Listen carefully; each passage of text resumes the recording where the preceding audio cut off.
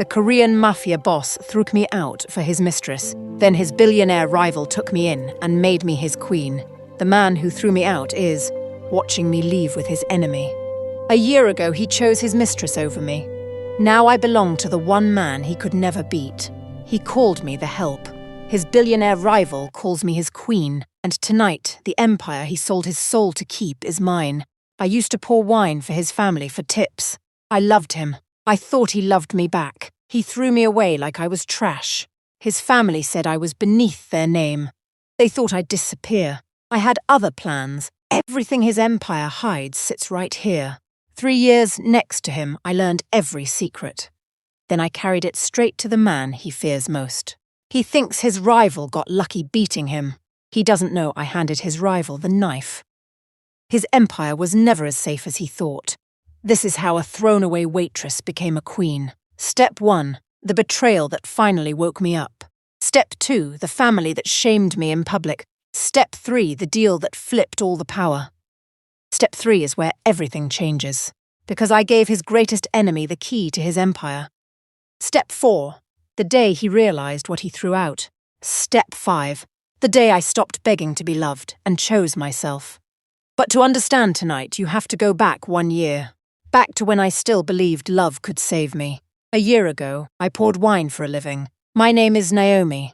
I worked the floor at a private club called the Onyx Room, the kind of place where the most dangerous men in the city did quiet business over drinks. That cost more than my rent. The club belonged to the Yoon family. The Yoons were old Korean money turned old Korean violence. They ran ports, banks, half the courts, and most of the men who made problems disappear.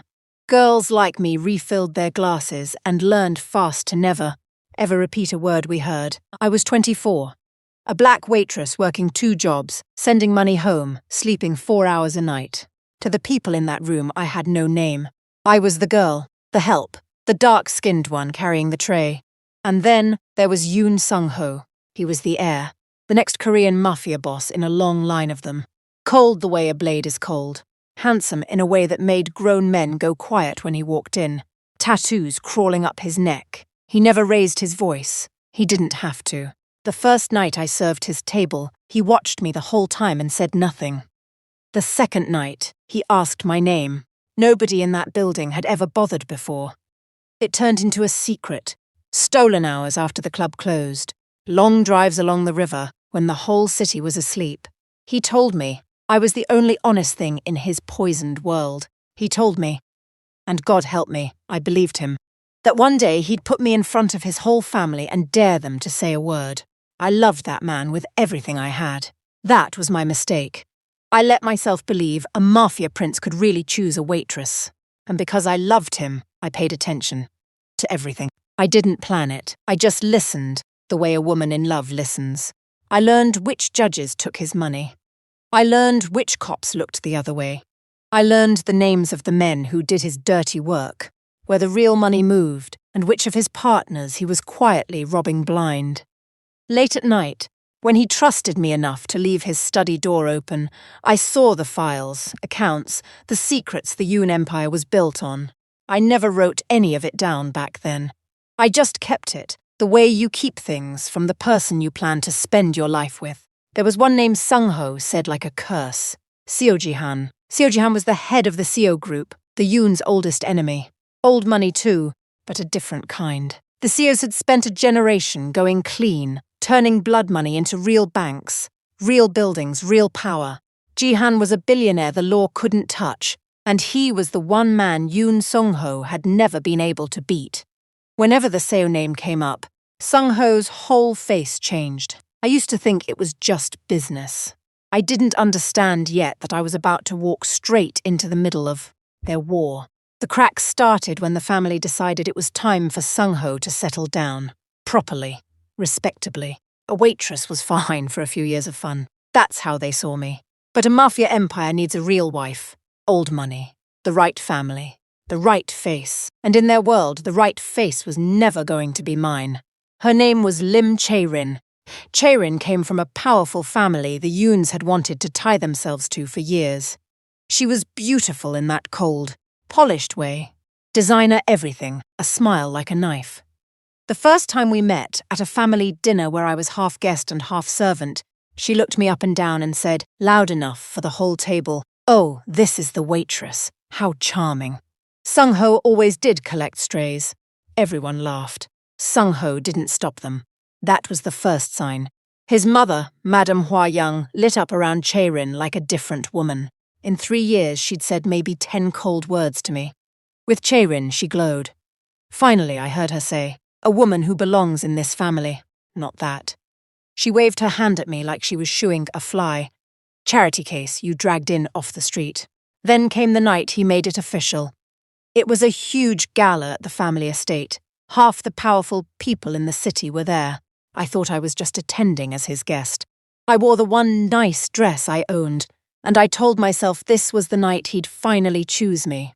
Halfway through, Madame Hua-young's voice cut across the room. "Sung-ho," she said, loud enough for 300 people to hear. "Explain these rumors. They say my son has been seen with one of the servers. Tell me it isn't true. Tell me you haven't been rolling around in the dirt." The whole room turned. The music stopped. And I stood there in my dress with my heart in my throat, waiting for the man I loved to choose me, the way he'd promised 100 times. He looked at me. For 1 second I saw him, the man from the river, the one who knew my name. Then I watched him put that man away forever. "Mother," he said, and he laughed. He actually laughed. "You think I'd touch that? Look at her, she's the help. She carried my coat a few times. That's all she was ever good for. A Yoon marries beauty and blood. Not this." The laughter started slow, and then it swallowed the whole room. Chaerin floated to his side and slid her arm through his, and she looked at me over the rim of her glass and smiled like she'd already won. "Oh, the poor thing," she said sweetly. She actually thought. How embarrassing. Madame Hua-young walked right up to me until I could smell her perfume. "People like you are a stain," she said quietly. "You crawl into beautiful houses and you leave a mark. Get out of mine, and know your place from now on." My tray, habit, I'd grabbed a tray, was shaking in my hands. I set it down so they wouldn't see. I did not cry. Not in that room. I straightened my back, I lifted my chin, and I walked out through 300 laughing people, and the man I loved, and I stepped into the rain. It was only out there, in the dark, that I let myself break. They thought that was the end of my story. It was the beginning of theirs. I lost everything in the weeks after. The job first. Madame Hua-young made sure no club in the city would hire the girl who'd embarrassed the Yoons. Then my apartment. I sat in a cheap motel with my last $40 and let myself fall apart for exactly 3 days. On the 4th day, I stopped crying, and I started thinking. Because here's what Sung-ho forgot, in the middle of laughing at me. For 3 years, he'd let me stand close to everything. He let me hear the names. He let me see the files. He thought I was too simple, too beneath him to ever matter. He thought the help didn't count. He'd handed a loaded gun to a woman he'd just taught to hate him. I knew exactly what I had, and what it was worth, and I knew exactly one man who wanted it more than he wanted air. So I did the most dangerous thing I've ever done. I put on the one good dress I had left. I spent my last dollars on a car to the tallest building in the city, and I walked into the CO Group headquarters and asked to see CO Jihan. They almost threw me out, a nobody with no appointment, no card, no name. But I told the woman at the desk to give him one message. Tell him I can give him the Yoons. I waited 4 hours. Then a quiet man in a grey suit came down and said, "Mr. CO will see you now. This is the part I need you to hear, because it changes everything that comes after."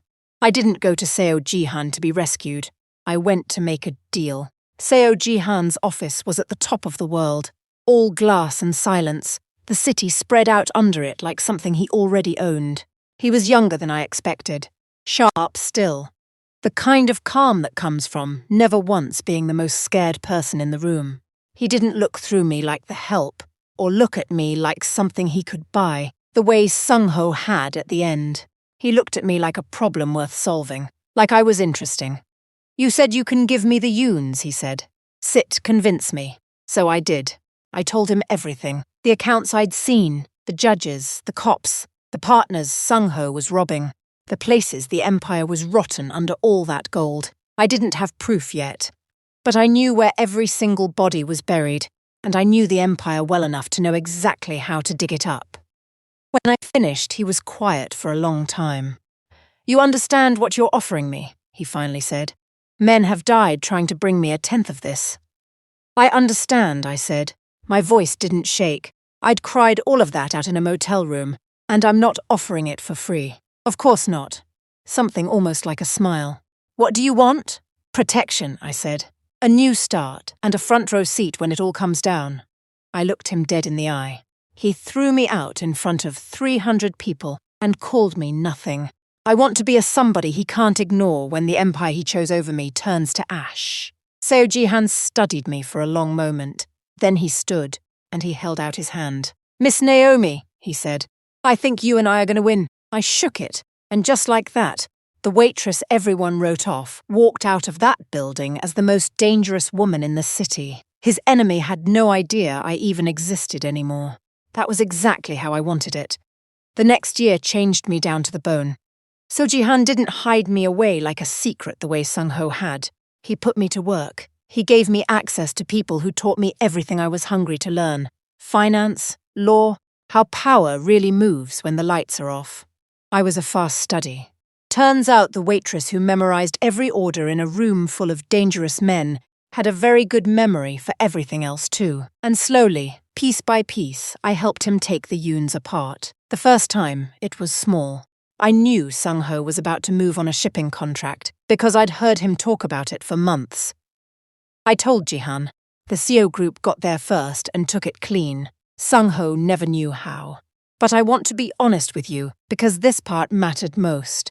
I wasn't perfect. About 4 months in, I almost cost him everything. There was a deal, a port company the Yoons were circling. I was so sure I knew Sung-ho's playbook that I told Ji-han to buy in hard and fast. I'd read it wrong. The whole thing was a trap to bleed whoever jumped, and the Seo group jumped because I said so. By the time I caught it, we were hours from losing more in one afternoon than I'd make in 10 lifetimes. I walked into Ji-han's office sick to my stomach, ready to be thrown out a second time. I'd watched Seung-ho destroy people for far less. Ji-han didn't yell. He didn't even look angry. He just slid the contract across the desk and said, "Then fix it. I'll sit here as long as it takes." That was the moment I understood the difference between the two men.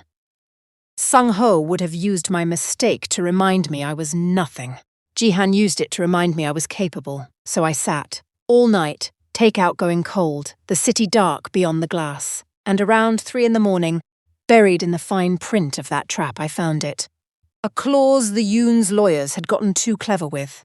They'd hidden a prior lien on the company and been too arrogant to think anyone would be tired enough to catch it. It let a buyer walk away clean and claw back every dollar. We didn't just escape the trap. We walked away with their money. When I showed him at dawn, Ji-han looked at me for a long, quiet moment. "You know what's rare," he said. "Not someone who never falls. Someone who gets back up faster than they fell." He almost smiled. Sung-ho lost the most dangerous woman in this city. He still has no idea. Something cracked open in my chest that night. Not the broken thing Sung-ho left behind. Something new. Every move Sung-ho made, his rival was already standing there waiting. Every door he tried was already locked. He was losing ground he'd held for 10 years and couldn't figure out why. He was being beaten by a ghost, a woman he'd thrown out in the rain. And somewhere in that year, something I didn't plan for happened. I started to respect Seo Ji-han, and then I started to fall for him. He was nothing like Sung-ho. He never made me feel small to feel big. When I was right, he said so out loud in front of his people.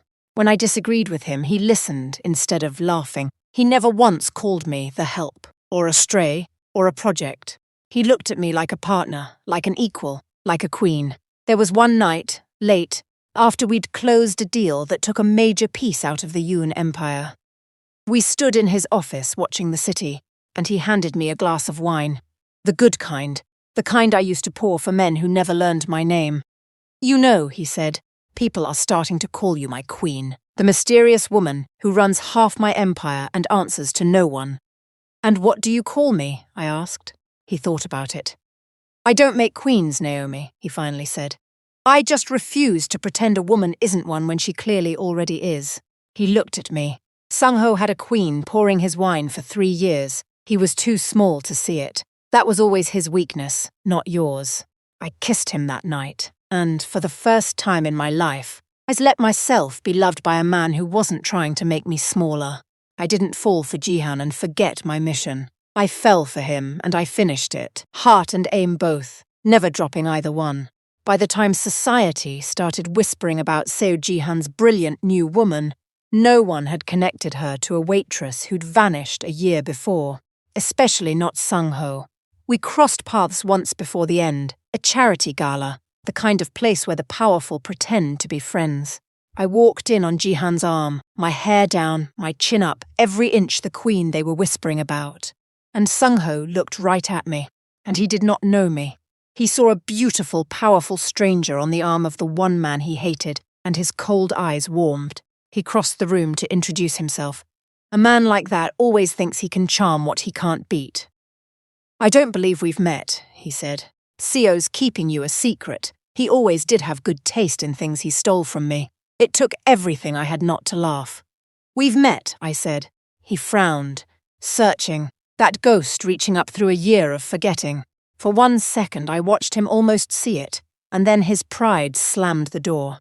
Because the radiant woman in front of him could not possibly be the help he'd laughed out of a ballroom. "I'd remember you," he said, certain. "No," I said. "You really wouldn't. That was always the problem." I walked away before he could answer. Behind me, I felt Chaerin watching, a flicker of something nervous on her face, like a memory she couldn't place. Let her wonder, I thought. They'd both know soon enough. That was the night I told Jihan it was time. For a year, I'd held the pieces apart so they couldn't go off too early. Now I put them together. We picked the place. The Yoon family's biggest event of the year, the Garden Gala at their estate, where Sung-ho planned to announce his engagement to Chaerin and stand before the whole city as its untouchable king. I wanted him to lose it all in front of every person whose respect he'd ever cared about. I wanted him to look me in the eyes when it happened. The gala was on the grounds of the Yoon estate, in the golden hour, with a fountain running and 100 important people in their best clothes. Guards everywhere. Black cars lined up like beetles in the sun. Sung-ho in black, Chaerin in red on his arm, his mother glittering beside them. The whole family standing on the steps of their palace like they'd never lose anything in their lives. I arrived last, on Seo Jihan's arm. He wore white, I wore black. The crowd went quiet and then started to whisper, because the Seo group's queen had just walked into the Yoon family's party, and that simply did not happen. Sung-ho came down the steps, all charm, ready to face his rival. "Jihan," he said, "you've got nerve showing up here. And you brought your mystery queen, Bold. I brought her because she asked me to," Jihan said calmly. "She has something to say to you. I'd listen, if I were you. You're running low on time." That was the signal. Across the city in the same minute, everything we'd built for a year went off at once. The accounts froze. The federal file landed on a prosecutor's desk. The proof, finally, of 20 years of Yoon crimes. Names and dates and numbers I'd spent a year helping turn from things I'd overheard into things that would hold up in court. The rival families got their copy and started moving on Yoon territory, before the champagne in the room had gone flat. Sung-ho's phone buzzed in his pocket, then Chae-rin's. Then every important man in that garden reached for his pocket at the same moment. I watched it happen on Sung-ho's face, the calls, the panic. The realization that his empire was burning down around him in real time, and he had no idea how, and there was nothing he could do to stop it. "What did you do?" he said to Jihan, the charm gone. "How?" "I didn't do anything," Jihan said. "She did. Every move that beat you this year, every door that was locked before you reached it, that was her. I just listened to her, which is more than you ever managed." Sung-ho turned to me, finally really looking. "Who are you?" And there it was, the moment I'd waited a year for. "You've asked me that before," I said, "once across a room, and once a year ago, in this same garden, while 300 people laughed." I stepped closer. "I poured your wine, Sung-ho. I loved you. You took me on drives along the river. and told me I was the only real thing in your world. And then your mother asked you to choose, and you looked me in the eyes and called me the help. Too common to keep beneath your name." The blood drained out of his face. I watched a year of forgetting collapse all at once. The woman at the charity gala, the ghost beating his empire, the waitress in the rain, finally becoming the same person in his mind. "Naomi," he whispered, "you don't recognize the woman you threw away," I said. "You never even learnt to. So I went and gave everything you trusted me with to the one man you could never beat. You didn't lose your empire to Seo Ji-han tonight. I let it land. You lost it the day you decided I was nothing." Madame Hua Young pressed both hands to her mouth. "And Che-rin. Che-rin figured out which way the wind was blowing in about 2 seconds flat. She stepped away from Sung-ho like he was on fire. "You're being arrested?" she said loud, playing to the crowd. "You tied me to a family that's about to be in prison. My father will hear about this. We are done." And she gathered up her red dress and walked out without looking back, because she only ever loved the crown, and the crown had just turned to dust.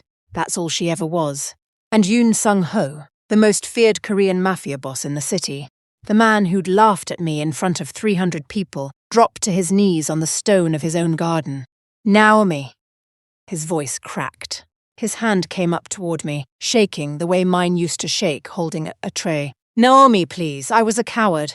I was young and stupid, and I have hated myself every day. Don't do this. I'll give you anything. I'll leave the family. I'll spend my whole life making it up to you. Just please, don't walk away." The cameras were going. His family was watching their boss beg a black woman in a black gown on the steps of his own palace. The whole city would see it by morning. I looked down at him for a long moment, and I felt none of the things I thought I'd feel. Not triumph, not even the old anger anymore. Just a strange, clean quiet. Like setting down something heavy I'd been carrying so long I'd forgotten it had weight. "Stand up," I said. He couldn't. "You think I came back to take everything," I said. "I didn't need to. It's already gone. 1 year, and 1 phone call. I came so you could see my face. So the people who decided I was beneath them, before they ever learned my name, could watch who I became. I crouched down so we were eye to eye, the way no one in his world ever crouched for the help. That's all I wanted, to be a somebody you couldn't ignore." "Then stay," he begged. "We can start over. I'll do it right this time." "No," I said, and I stood back up. "Here's the part you'll never understand, Sung-ho. The best revenge was never taking your empire. I let your rival do that." I glanced at the chaos spreading through the garden, the partners fleeing, the family frozen. "The best revenge is that I don't want you anymore. I found a man who saw a queen where you only ever saw the help. You did that. You handed me to him the night you handed me an insult instead of a future." I turned to one of Jihan's people. "The workers here," I said. "The drivers, the maids, the kitchen staff, the ones who carry the trays, they never insulted anyone. Make sure not of them loses a paycheck when this family falls. They're protected." That was the only mercy I gave that night. And it wasn't for the Yoons. It was for the people they never bothered to see. Because I used to be one of them. And I will never, ever forget what it costs to be invisible in a room full of gold. Then I took Seo Ji-han's arm and walked down the steps of that palace, past the cameras, past the guards, chin up, exactly the way I'd walked out of that same family's gala a year before. Except this time there was no rain, the sun was out, and the most dangerous man in the city was the one on his knees behind me, calling a name he'd waited a year too long to learn. I did not look back. That was 8 months ago. The Yoon Empire is gone. The prosecutors took most of it. The rivals took the rest. Yoon Sung-ho lost the company, the houses, the name people used to fear. Last I heard, he's just a man in a small apartment now, telling anyone who'll listen about the waitress he threw away and the kingdom it cost him. Madame Hua Young lives quietly in a much smaller house. Che-rin married someone richer within the year. People like that always land on their feet. And me? I run a real empire now beside Seo Ji-han. Not as his trophy, as his partner. We built something clean out of the mess. Real banks, real buildings, honest money, both our names on the door. The people who used to snap their fingers at me to refill their glasses walk past our building every day with no idea who owns it. That's fine. I know. Jihan never made me smaller.